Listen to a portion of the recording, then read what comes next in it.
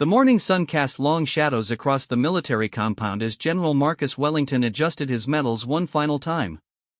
At 62, he had served his country for over 4 decades, fighting in 3 major conflicts and countless smaller operations. His withered face told stories of battles won and comrades lost, but today felt different. Today marked the beginning of what he privately knew would be his final campaign. Dr. Sarah Chen had arrived at the base 3 weeks earlier as part of a medical research team studying combat stress among senior officers. She was young, brilliant, and possessed an uncanny ability to read people that made even seasoned soldiers uncomfortable.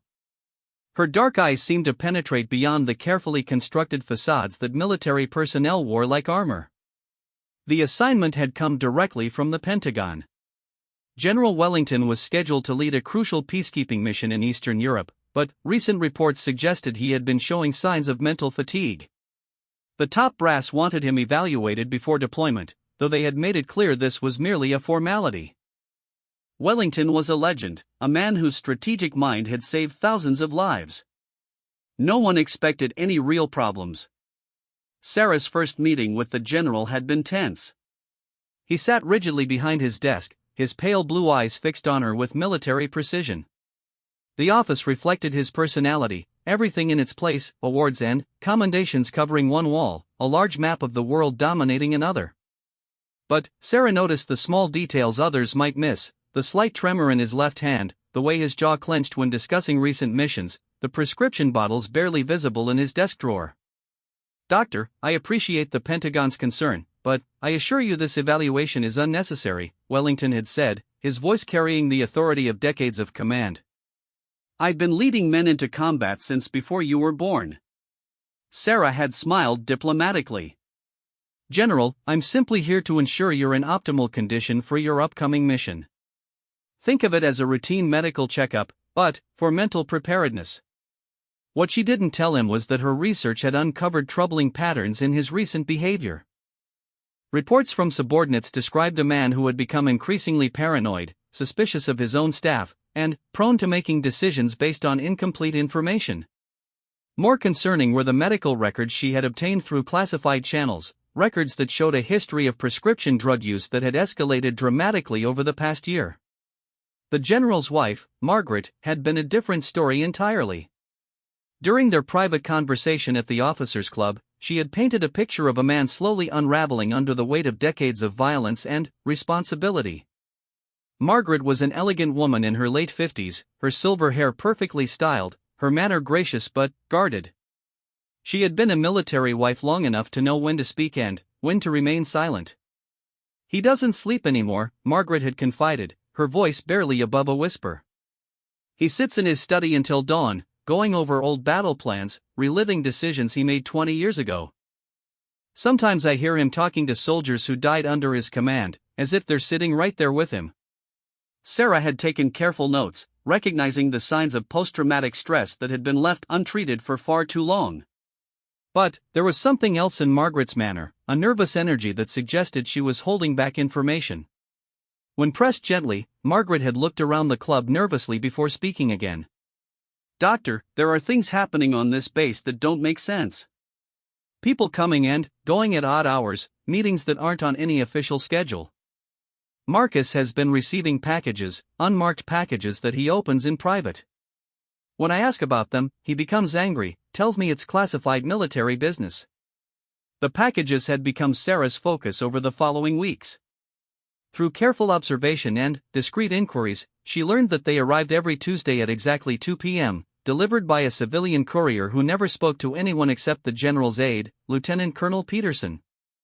Peterson was a thin, nervous man in his 40s who had served under Wellington for over a decade.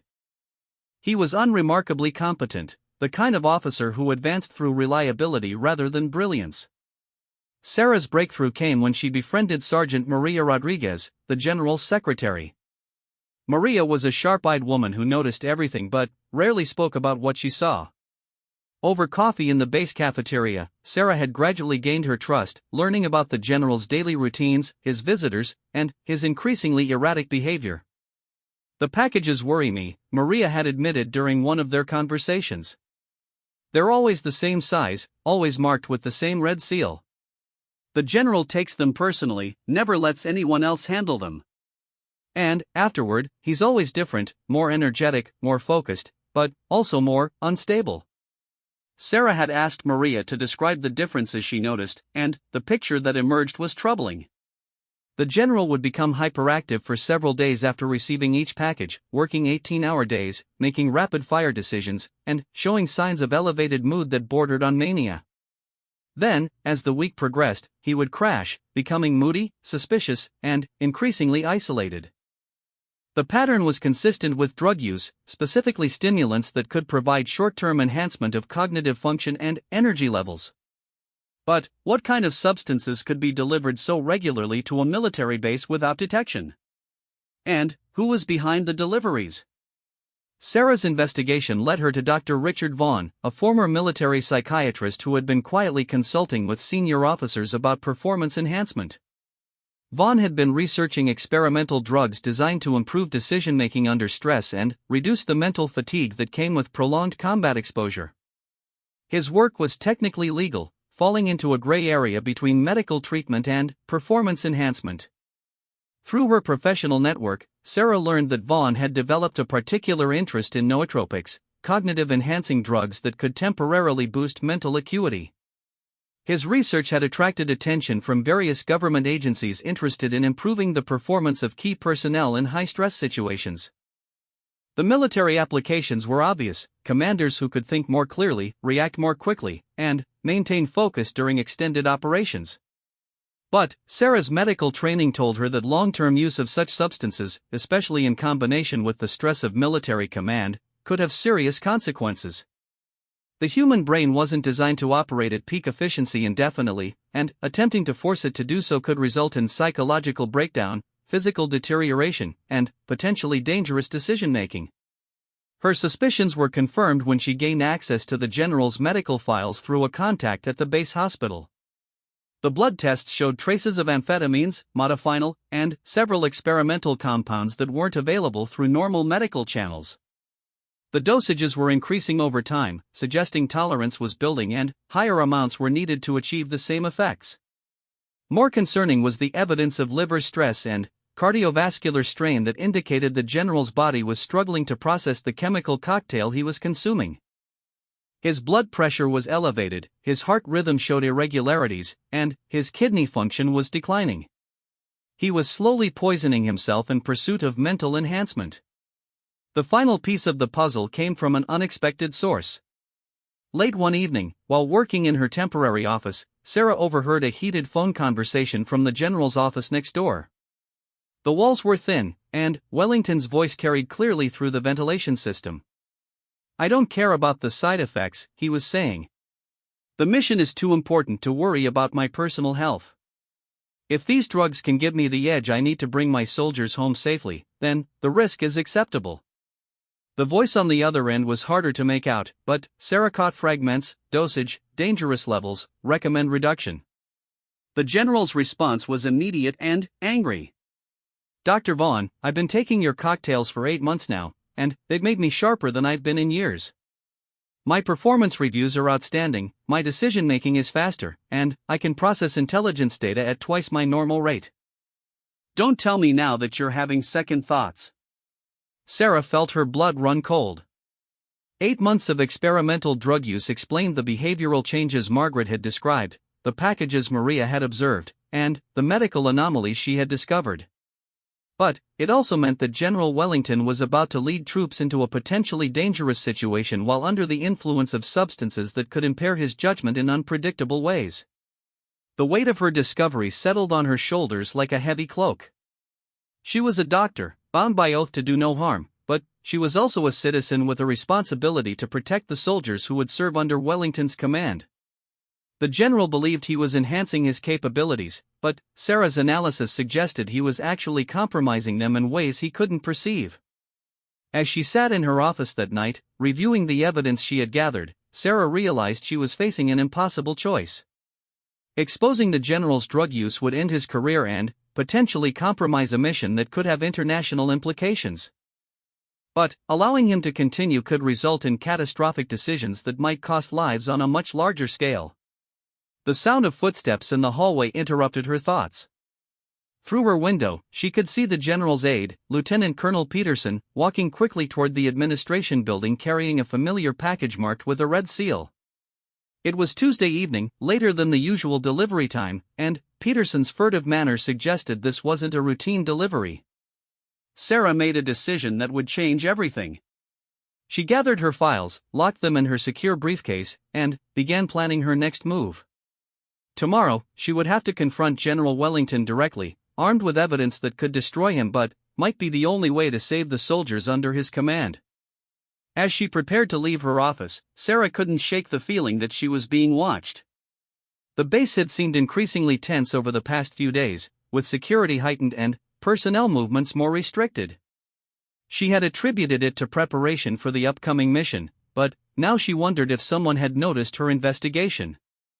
The thought that she might be in danger hadn't occurred to her until that moment, but as she walked through the darkened corridors toward her quarters, every shadow seemed to hide a potential threat. The general had powerful allies, and her discovery could expose not just one man's weakness but an entire network of illegal activity that reached far beyond this single base. Sarah's last thought before falling into an uneasy sleep was that tomorrow would determine not just the fate of General Wellington and his mission, but possibly her own survival in a game she was only beginning to understand. The next morning arrived with unseasonable cold, and Sarah woke to find frost covering her quarters' windows despite it being late spring. She had barely slept, her mind racing through possible scenarios for the confrontation she knew was coming. The evidence against General Wellington was damning, but she needed to be strategic about how she presented it. Her first stop was the base medical facility, where she had arranged to meet Dr. James Morrison, the chief medical officer. Morrison was a career military doctor in his 50s, respected by both the medical staff and the command structure. If anyone could help her navigate the political minefield she was about to enter, it would be him. Morrison's office was sterile and efficient, much like the man himself. He listened without interruption as Sarah presented her findings, his expression growing increasingly grave as she detailed the evidence of unauthorized drug use and the potential consequences for the upcoming mission. "This is extremely serious, Dr. Chen," Morrison said finally, removing his glasses and cleaning them with nervous precision. "But you need to understand the position this puts us all in. General Wellington isn't just any officer, he's a decorated war hero with connections throughout the Pentagon. Accusing him of drug abuse without absolute proof could end both our careers." Sarah had expected this reaction. The military protected its own, especially when those individuals held positions of significant authority. But she pressed forward, explaining her analysis of the medical data and the behavioral patterns she had observed. "The blood work doesn't lie, Dr. Morrison. The general is consuming a cocktail of stimulants and nootropics that would be dangerous for anyone, but particularly for a man his age with his medical history. His cardiovascular system is under severe stress, and his decision-making capabilities are likely compromised despite his perception of enhanced performance." Morrison studied the files Sarah had brought, his medical training apparent as he analyzed the data. After several minutes of silence, he looked up with a troubled expression. "Assuming you're correct about all of this, what exactly are you proposing we do? We can't simply walk into the general's office and demand he submit to a drug test. He has the authority to have us both transferred or court-martialed if he chooses." Sarah had been thinking about this problem all night. "We need leverage," she said carefully. "Something that forces him to listen to us rather than simply dismissing our concerns. And I think I know where to find it." Her plan involved Margaret Wellington, the general's wife, who clearly knew more about her husband's condition than she had initially revealed. During their previous conversation, Margaret had mentioned the unmarked packages and her husband's erratic behavior, but Sarah sensed there was more to the story. That afternoon, Sarah arranged to meet Margaret at a small cafe off base, away from military surveillance and the prying eyes of personnel who might report back to the general. Margaret arrived precisely on time, her manner composed but her eyes betraying the strain she was under.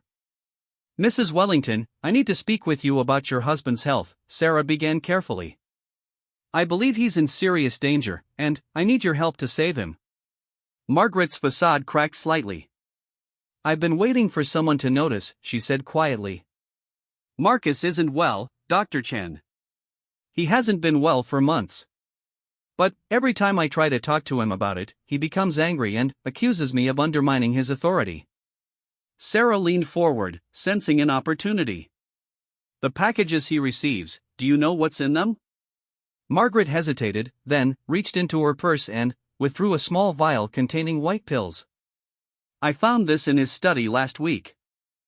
He has dozens of bottles hidden throughout the house, all containing different medications.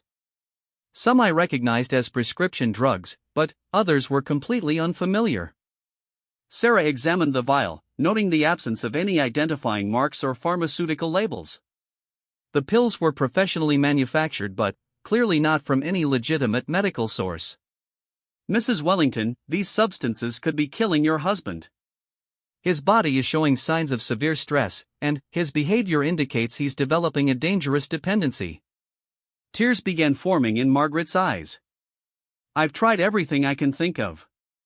I've spoken to his aide, to Dr. Morrison, even to some of his senior officers. Everyone says the same thing: the general is performing at peak efficiency and there's no cause for concern. But I see him at home, Dr. Chen. I see what these drugs are doing to him when he thinks no one is watching.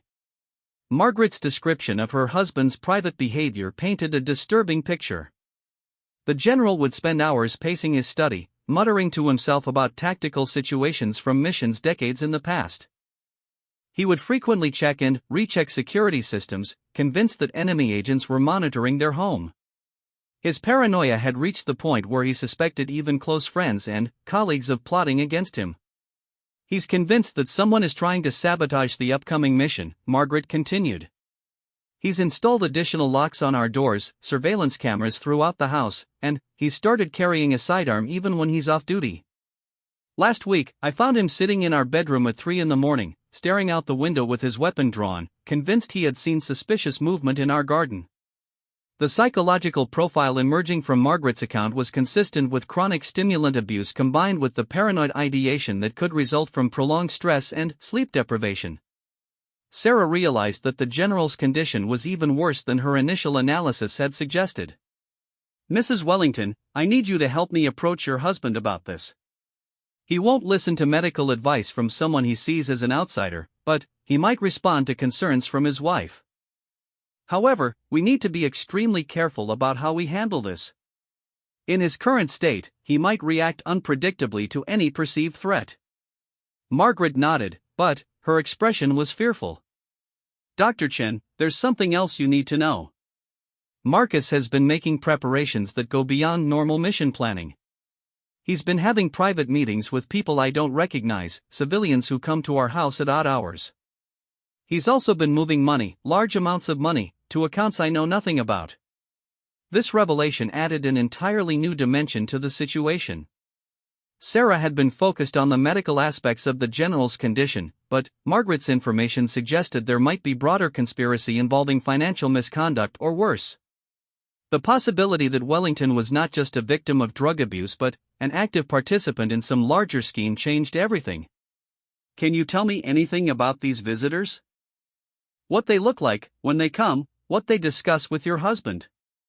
Margaret described a series of meetings over the past month involving 3 regular visitors, a woman in her 30s with short blonde hair who always carried a briefcase, a middle-aged man with a foreign accent who seemed to defer to the woman, and an older gentleman who Margaret recognized as someone from the defense contracting industry. They always meet in Marcus's study with the door closed, Margaret explained. But I've overheard fragments of their conversations. They talk about operational parameters and asset deployment and contingency protocols. It sounds like military planning, but something about it feels wrong. Sarah's mind raced through the implications. If the general was involved in some kind of unauthorized operation, his drug use took on an entirely different significance. Rather than simple performance enhancement, the substances might be part of a larger plan to maintain his functionality while he carried out activities that could compromise his judgment or ethical standards. Mrs. Wellington, I need to ask you a very important question, and I need you to think carefully before answering. Do you believe your husband is planning to do something during this upcoming mission that goes beyond his official orders? The question hung in the air between them as Margaret struggled with the implications. Finally, she spoke in a voice barely above a whisper. "I think Marcus is dying, Dr. Chen. I think he knows it, and I think he's planning to do something that will ensure he's remembered as a hero rather than as a man who slowly destroyed himself with drugs and paranoia. The way he's been talking about this mission, it sounds less like a military operation and more like a suicide mission with broader consequences." Sarah felt a chill run down her spine. The possibility that General Wellington was planning some kind of final act that could endanger not just himself but potentially hundreds of soldiers under his command was more terrifying than simple drug abuse. A paranoid, drug-addled commander with suicidal ideation and access to military resources could create a catastrophe of international proportions. "We need to act immediately," Sarah said, her medical training taking over. "Your husband needs to be relieved of command and placed under medical supervision before he can harm himself or others. But we need ironclad evidence, and we need allies within the military hierarchy who can override his authority." Margaret reached across the table and grasped Sarah's hand. "Dr. Chen, I'm scared. Not just for Marcus, but for all of us. If what I suspect is true, if he's involved in something larger than just personal drug abuse, then exposing him could put us both in danger. These people he's been meeting with, they don't strike me as the type who would simply walk away from a compromised operation." The gravity of the situation was becoming clear to Sarah. She had started this investigation as a routine medical evaluation of a senior officer, but she had uncovered what appeared to be a conspiracy involving drug abuse, financial irregularities, unauthorized meetings with unknown civilians, and a potentially unstable commander planning a mission that could have catastrophic consequences. As they prepared to leave the cafe, Margaret made one final revelation that changed everything. "Dr. Chen, there's one more thing. Last night, after our phone call, Marcus received another package. But this time, I saw what was inside. It wasn't medication, it was a small electronic device, something that looked like a sophisticated communication system. And when he thought I wasn't watching, I saw him test it by speaking into it in what sounded like a foreign language." Sarah's blood ran cold as the final pieces of the puzzle began falling into place. The general wasn't just abusing drugs and planning a dangerous mission, he might be actively working with foreign agents to compromise American military operations. The upcoming peacekeeping mission could be a setup, designed to place American forces in a vulnerable position where they could be attacked or captured. As she drove back to the base, Sarah realized she was no longer dealing with a medical emergency but a potential act of treason that could result in the deaths of hundreds of American soldiers. The weight of this knowledge settled on her like a physical burden, and she understood that her next decisions could determine not just the fate of General Wellington but the success or failure of a crucial military operation. The question was no longer whether to expose the general's drug abuse, but how to prevent what appeared to be a carefully planned betrayal without alerting him to her suspicions. Sarah had stumbled into the middle of a conspiracy that reached far beyond one man's personal demons, and she was rapidly running out of time to prevent a disaster. Sarah's hands trembled as she unlocked her office door that evening, the weight of her discoveries pressing down on her like a physical force. The evidence she had gathered painted a picture far more sinister than simple drug abuse. General Wellington appeared to be at the center of a conspiracy that could compromise American military operations and endanger the lives of hundreds of soldiers. Her first priority was to secure the evidence she had collected and establish contact with someone in military intelligence who could properly investigate her suspicions. But, as she entered her office, she immediately sensed something was wrong.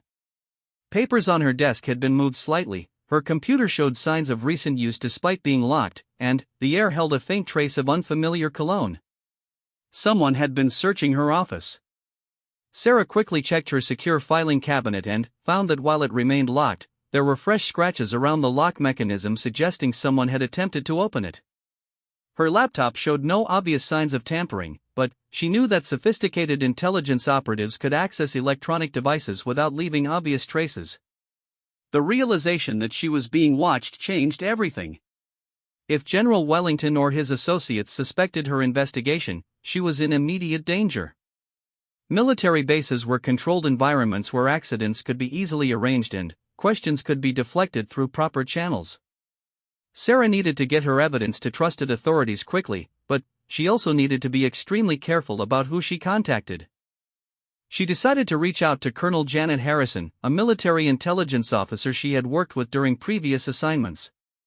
Harrison was known for her integrity and her willingness to pursue difficult cases regardless of the political consequences. More importantly, she operated outside the normal chain of command that might include Wellington's allies. Using her personal cell phone rather than military communication channels, Sarah sent a carefully coded message requesting an urgent meeting. Harrison's response came within minutes. Understood. Meet me at the old firing range at 0600 tomorrow. Come alone and bring everything. As Sarah prepared to leave her office, she noticed activity outside that seemed unusual for the late hour. Security personnel were conducting what appeared to be routine patrols, but their patterns seemed more focused on the administrative buildings where her office was located. Lieutenant Colonel Peterson was visible in the distance, speaking intently into a radio while gesturing toward her building. Sarah made a quick decision to leave through the building's rear exit, avoiding the main corridors where she might encounter personnel who could report her movements. As she walked quickly toward her quarters, she became aware of footsteps behind her, maintaining a consistent distance. When she stopped to check her phone, the footsteps stopped as well. She was definitely being followed. Rather than heading directly to her quarters, Sarah took a circuitous route through the base, using her knowledge of the facility layout to attempt to lose her tail. The footsteps remained behind her, sometimes closer, sometimes more distant, but always present. Whoever was following her was skilled and patient, content to maintain surveillance rather than attempting to confront her directly. Sarah reached her quarters without incident, but as she prepared for bed, she noticed a vehicle parked across the street with two occupants who appeared to be watching her building. The paranoia she had observed in General Wellington was apparently justified. Someone was indeed conducting surveillance, though whether the target was him or her remained unclear. Unable to sleep, Sarah spent the night reviewing her evidence and preparing multiple copies of her findings. She created digital backups stored on encrypted drives and cloud servers, physical copies hidden in various locations throughout her quarters, and a comprehensive summary that could be transmitted quickly if necessary. If something happened to her, she wanted to ensure the truth would eventually come to light. Dawn came gray and overcast, matching Sarah's mood as she prepared for her meeting with Colonel Harrison. The old firing range was located in a remote section of the base, surrounded by thick woods that would provide cover for their conversation but also create opportunities for ambush. Sarah armed herself with pepper spray and a small tactical knife, hoping she wouldn't need either but unwilling to face potential threats defenseless. She arrived at the meeting location 15 minutes early and used the time to scout the area for signs of surveillance or ambush. The woods were quiet except for normal wildlife sounds, and she saw no evidence of human presence beyond the occasional jogger on distant trails.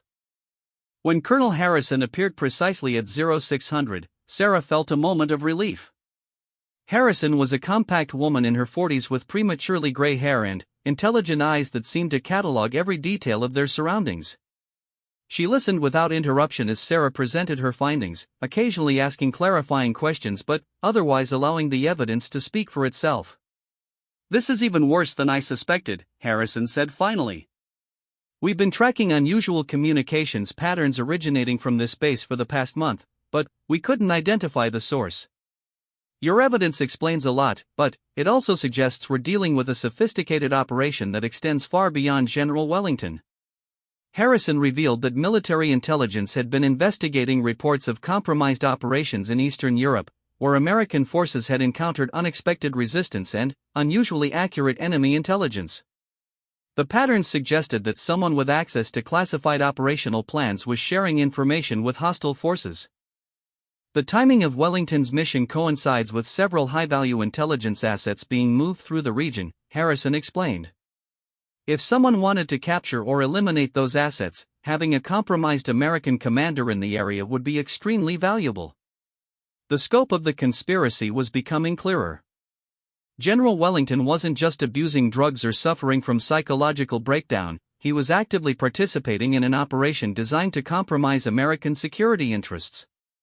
The drugs might be intended to keep him functional and compliant while he carried out orders that conflicted with his natural loyalty and training. We need to move quickly, Harrison continued. Wellington's mission launches in 72 hours, and, once those troops are deployed, it will be much harder to prevent whatever he's planning. But, we also need to be careful not to alert the other participants in this conspiracy.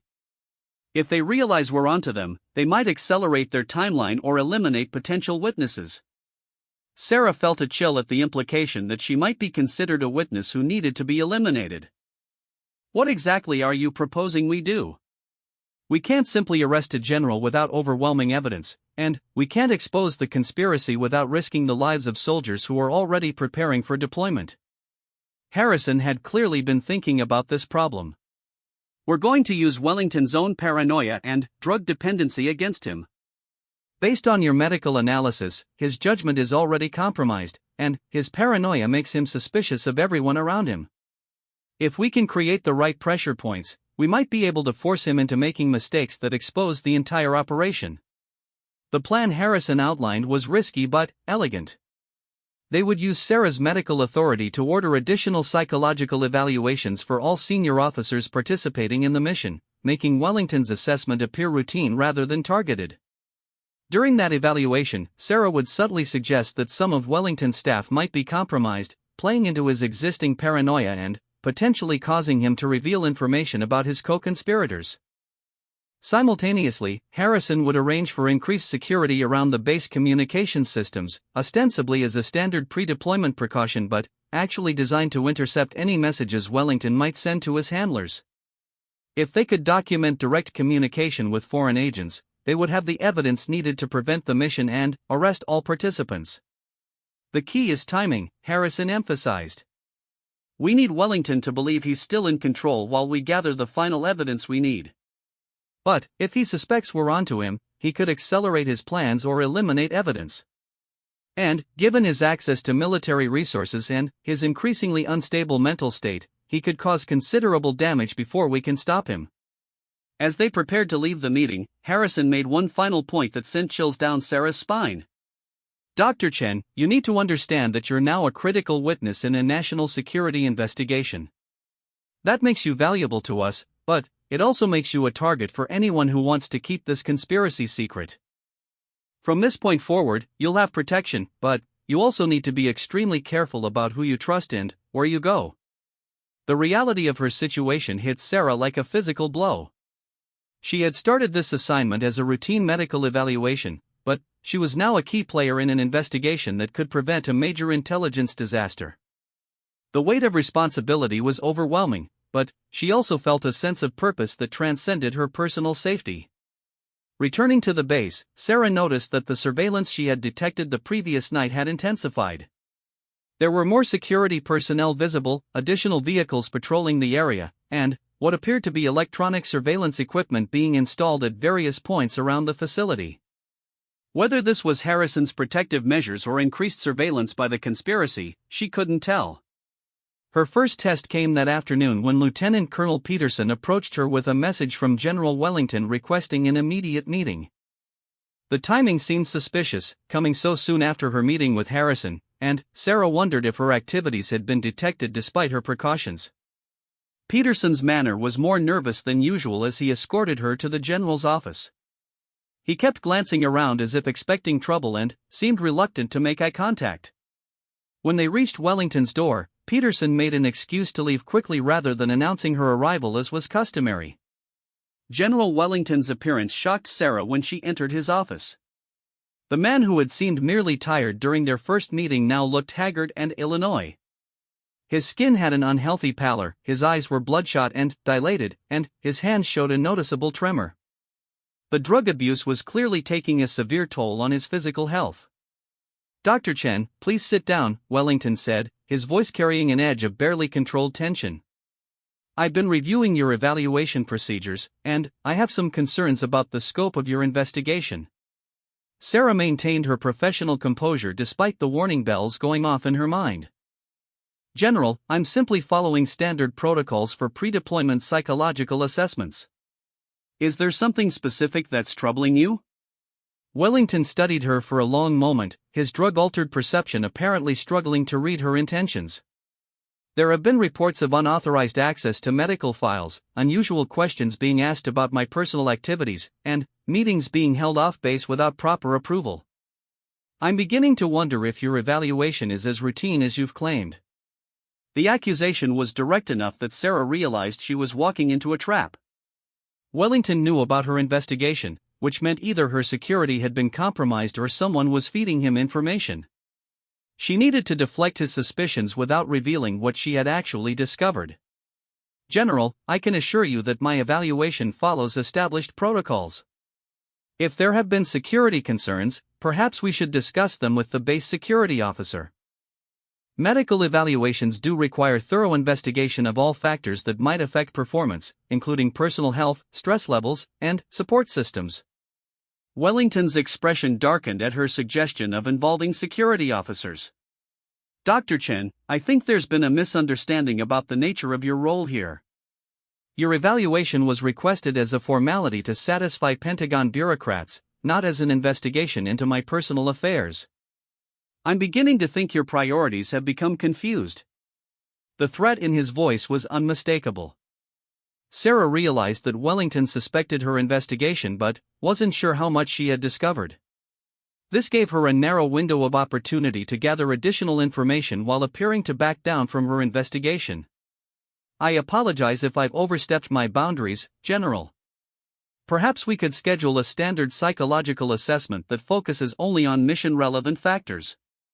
I want to ensure that you have the medical clearance you need for successful deployment." Wellington seemed to relax slightly at her apparent retreat. "That would be much more appropriate, Doctor. And I think it would be best if we could complete this assessment quickly.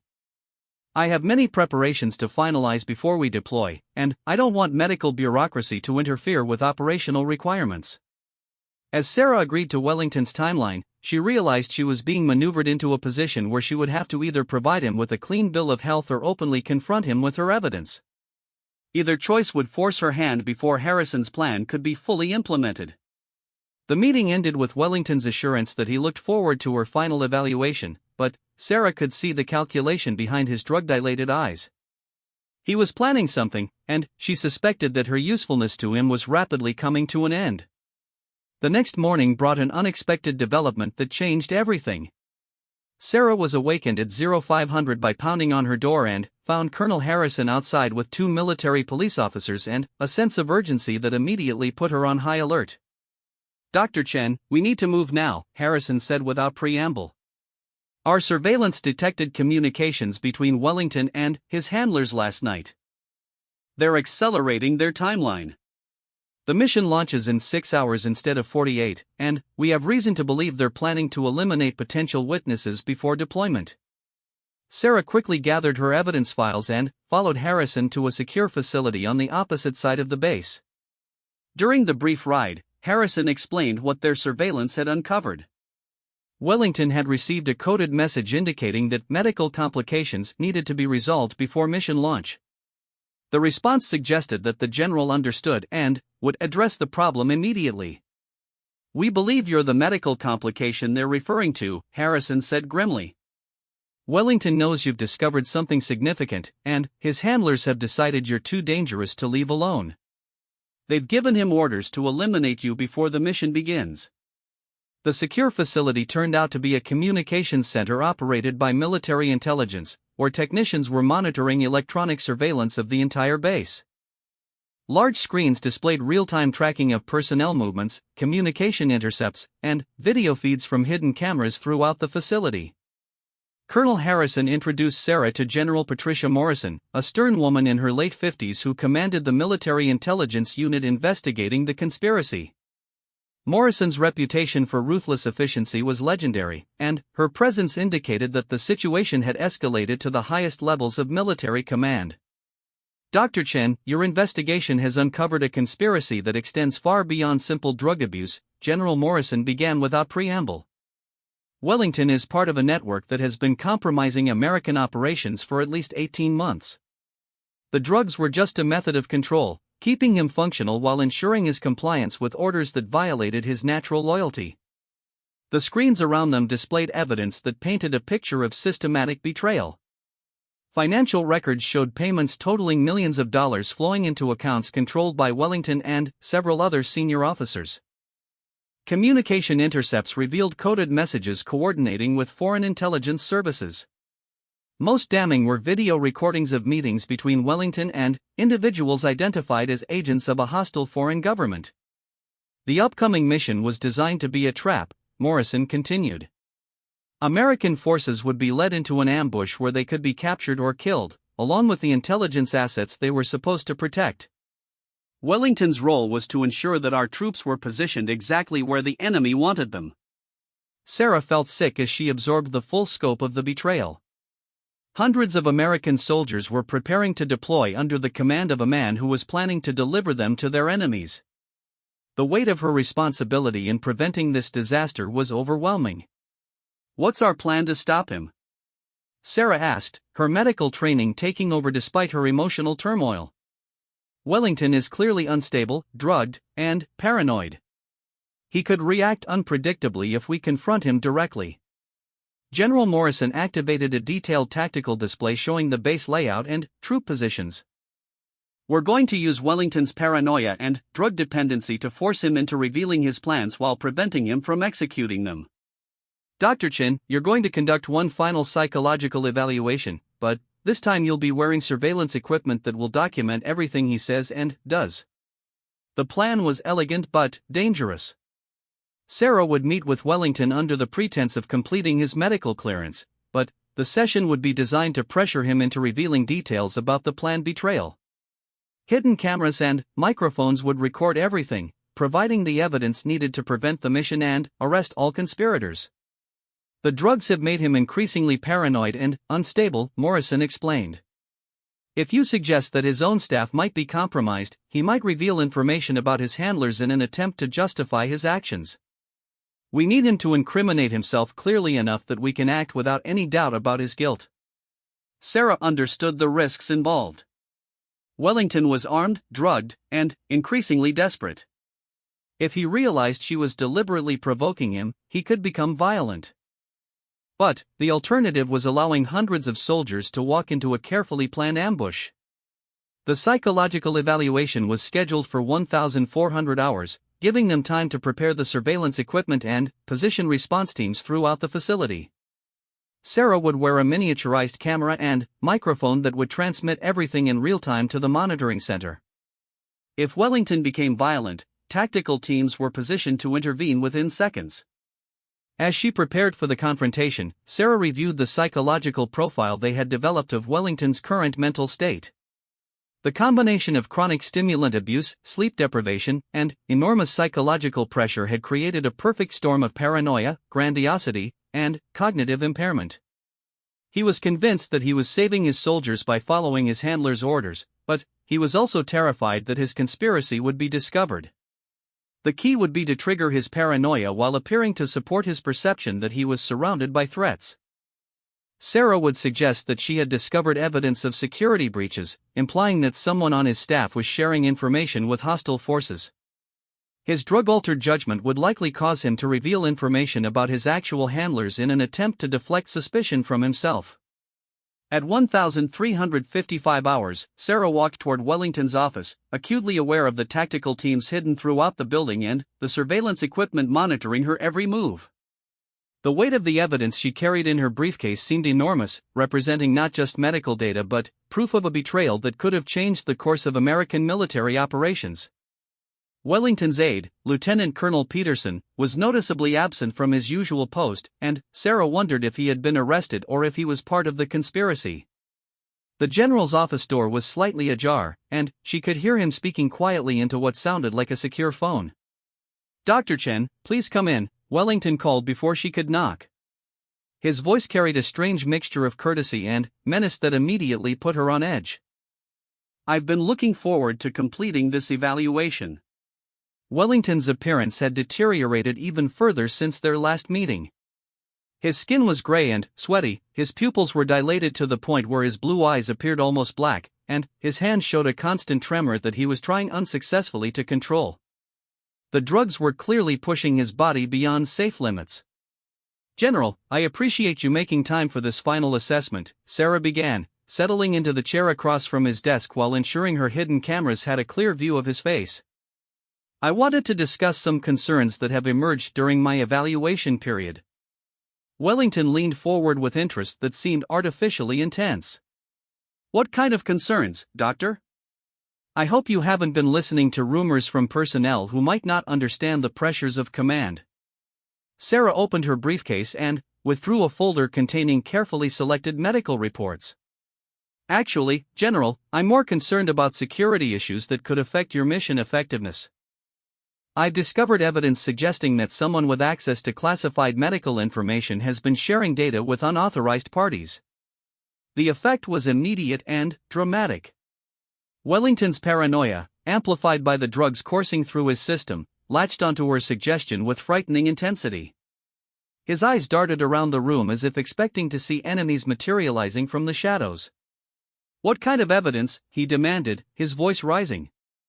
"Who has access to this information? How long has this been going on?"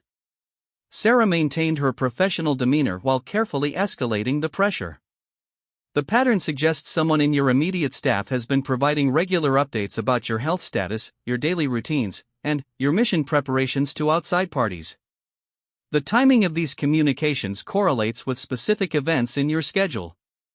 Wellington's reaction exceeded even their most optimistic projections. The paranoia that had been building for months, fed by drugs and pressure, exploded into full paranoid break. He began pacing frantically behind his desk, muttering about betrayal and conspiracy while his hands moved restlessly over objects as if searching for weapons. "I knew it," he exclaimed suddenly. "I told them there were security leaks, but they said I was being paranoid. Peterson, Morrison, even my own wife, they've all been watching me, reporting my activities, waiting for me to make a mistake." Sarah pressed her advantage carefully. "General, if you know who might be responsible for these breaches, we need to report them immediately. National security could be compromised if hostile forces have access to your operational plans."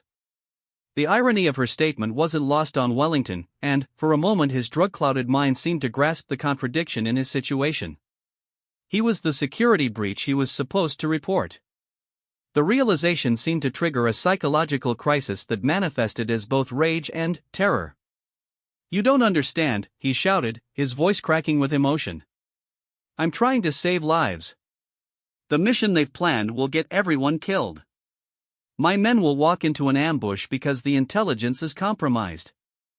The only way to prevent a massacre is to make sure the operation fails in a controlled way."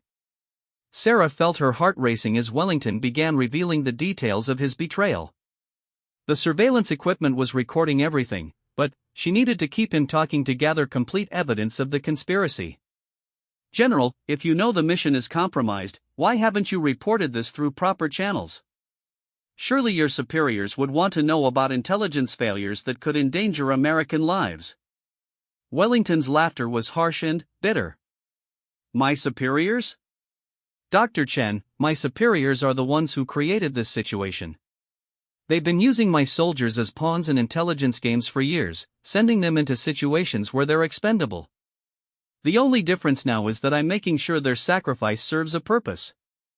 The confession was more complete than they had dared hope, but Wellington's mental state was deteriorating rapidly. His paranoia was shifting towards Sarah as he began to realize that her questions were too pointed, too well informed to be coincidental. "You're working with them, aren't you?" he said suddenly, his hand moving toward the desk drawer where Sarah knew he kept a service weapon. "This whole evaluation has been a setup. They sent you here to test my loyalty, to see if I would reveal operational details." Sarah felt time slowing as Wellington's hand reached for the drawer. In her earpiece, she could hear tactical teams responding to the escalating situation, but she knew they were too far away to prevent violence if Wellington decided she was an immediate threat. "General, please calm down," she said, her training taking over despite her fear. "I'm a medical professional trying to help you. If you're under pressure from outside sources, we can work together to resolve this situation safely." Wellington's hand froze on the drawer handle as her words seemed to penetrate his paranoia. For a moment, the drugs and psychological pressure seemed to lift, revealing the decorated officer he had once been. His eyes cleared slightly, and she could see the internal struggle between his natural loyalty and the corruption that had consumed him. "Dr. Chen," he said quietly, his voice carrying a note of desperate sanity. "I need you to understand something. The packages I've been receiving, they contain more than just drugs. There are devices, communication equipment, instructions for the mission.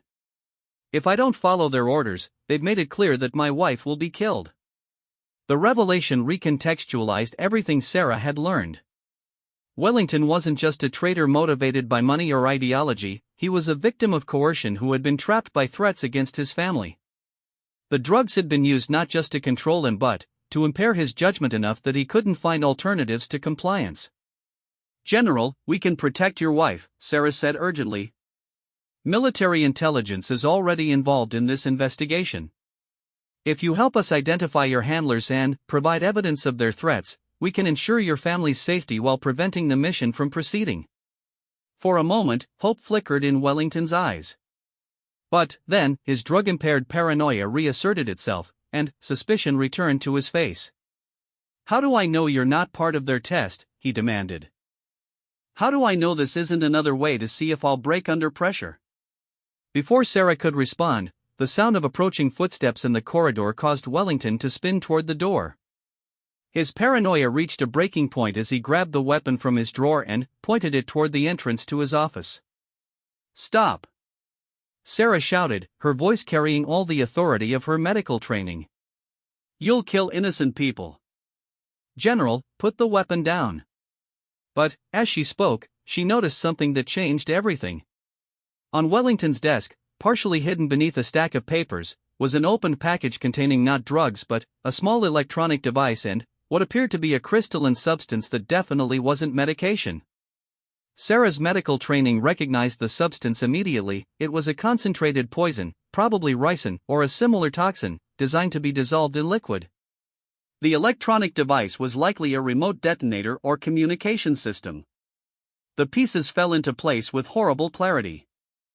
Wellington wasn't just planning to lead his troops into an ambush, he was planning to poison himself during the mission, creating chaos and confusion that would ensure the operation's failure while making his death appear to be the result of enemy action. "General," she said, her voice cutting through his paranoia with medical authority, "you need medical attention immediately. The substance in that package isn't medication, it's poison. Your handlers aren't trying to enhance your performance, they're slowly killing you while using you to destroy American operations."